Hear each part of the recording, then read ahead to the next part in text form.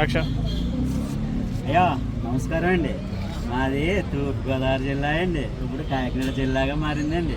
ఆ పక్కన మాది కిర్లంపూడి చిల్లం గ్రామం అండి. నాకేదో సినిమాలు పిచ్చితో 2013 నుండి ఓ పక్క జాబ్ చేత ఇప్పుడు వరకు 32 సినిమాలు చేశానండి. అందులో 4 సినిమాలు రిలీజ్ అయినాయండి. ఒకటి చార్మి గారిది, రెండోది శ్రీకాంత్ గారిది ఆపరేషన్ 2019, చార్మి గారి ప్రతిఘటన, నవీన్ చంద్ర గారు at the rate of bro అండి, త్రిముఖి సినిమా అండి. అందులో చిన్న చిన్న క్యారెక్టర్లు అండి. ఇంకోటి ఫస్ట్ షో సినిమా అన్నది ఉందండి.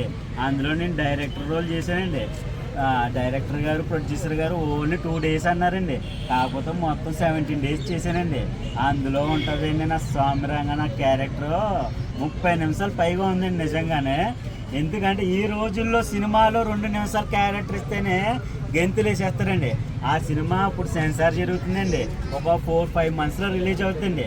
ఆ సినిమా రిలీజ్ అవగానే నాకు మంచి అవకాశాలు వస్తే ప్రేక్షకులు కూడా నన్ను బాగా ఆదరిస్తారని నిజంగా నమ్ముతున్నానండి.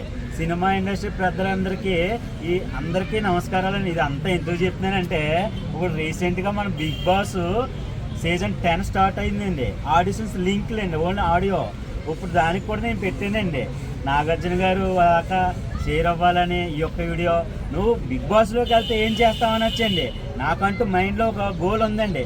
నేను బిగ్ బాస్కి వెళ్ళిన తర్వాత నా టాలెంట్ ఏంటో నిరూపించుకొని శభాష్ రా కిర్లంపూడి రాంబాబు అన్న విధంగా బిగ్ బాస్ హౌస్లో ప్రతి ఒక్కరిని అల్లరించి, నవ్వించి, ఏడిపించి అన్నీ కూడా ఎన్ని టాస్క్లు పెట్టినా అన్నిటికీ నేను కంపల్సరీ నేను ఎలిజిబుల్ అవుతానని, ఆఖరికి కప్పు సాధించిన తర్వాత నువ్వేం చేస్తావని అనొచ్చు.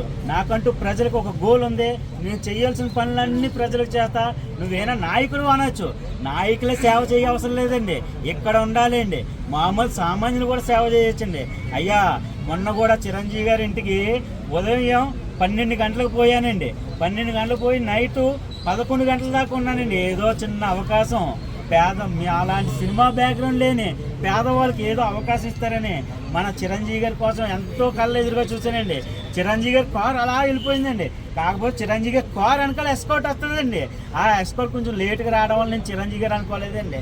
ఎందుకంటే చిరంజీవి గారి ఇండస్ట్రీలో ఎంతోమంది చిన్న వాళ్ళకి ఛాన్సులు ఇప్పించి ఒక స్టార్లుగా ఎదుగుతున్నారు. ఎగ్జాంపుల్కి మాస్ మహారాజ్ అన్న, రవితేజ అన్న మా ఊరు పక్క అండి జగ్గంపేట, ఆయన ఒక వెలుగుతున్నారు. ఏదో అలాగే జూనియర్ ఎన్టీఆర్ కూడా వెళ్ళానండి. ఇక్కడ కాదండి అపాయింట్మెంట్ అంటే ఎన్టీఆర్ ఆర్ట్స్ పోవాలన్నారు, అక్కడికి కూడా పోయానండి.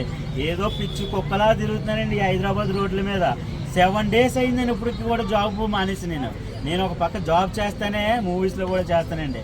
ఏదో మాలాంటి సినిమా బ్యాక్గ్రౌండ్ లేని పేదవాళ్ళకి చిన్న అవకాశం వస్తుందని ఒక్క ఛాన్స్. అయ్యా సినిమా ఇండస్ట్రీలో పెద్దలందరికీ ఈ యొక్క వీడియో చేరాలని నాగార్జున గారు మాలాంటి పేదవాళ్ళకి ఒక్క ఛాన్స్ సార్, ఒకే ఒక్క ఛాన్స్ ఇస్తే నా టాలెంట్ ఏంటో నిరూపించుకుంటానండి. అయ్యా ప్రతి ఒక్కరికి కూడా నేను ఏమైనా తప్పుగా మాట్లాడితే పెద్దలందరూ క్షమిస్తారని మనస్ఫూర్తిగా కోరుకుంటున్నాను. జూనియర్ ఆర్టిస్టులు నీకే ఎందుకు ఇవ్వాలనుకుంటున్నాను? మీలో ఏంటి స్పెషల్ అన్న? ఎవరి టాలెంట్ వాళ్ళదన్నా. ఇప్పుడు ఒక ఆర్టిస్ట్ డిఫరెంట్ క్యారెక్టర్స్ అంటే పందిలా దొరలాలి అంటారు ఒక డైరెక్టర్. ఇక్కడ పందిలా దొరలేడమే, అక్కడ కాదు బురద ఉండాలా. ఇప్పుడు ఒక ఫిట్స్ క్యారెక్టర్ చెయ్యి అంటాడు,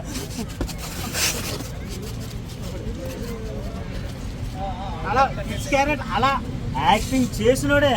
ఇంకా మనకి రకరకాల అయ్యా నా దగ్గర కూడా 100 క్యారెక్టర్లు ఉన్నాయండి డైరీలో. ఆర్టిస్ట్ డిఫరెంట్ క్యారెక్టర్లు అంటే చెయ్యాలా. ఒక నటుడు అన్నవాడు నేను ఎమ్మెల్యే క్యారెక్టర్, మంత్రి క్యారెక్టర్ అంటే అవ్వదండి. నువ్వు పందిరాదులు కుక్కలా చెయ్యి, నక్కలా చెయ్యి, కోతులా చెయ్యి అని ఆఖరికి బాత్రూమ్లు కడగమన్నా కడగాలండి. అదే ఆర్టిస్ట్ నటుడి యొక్క లక్షణాలండి. ఆ టాలెంట్ గుర్తించి ఒక్క అవకాశం ఇస్తే నిజంగా టాలెంట్ నిరూపించుకుంటా.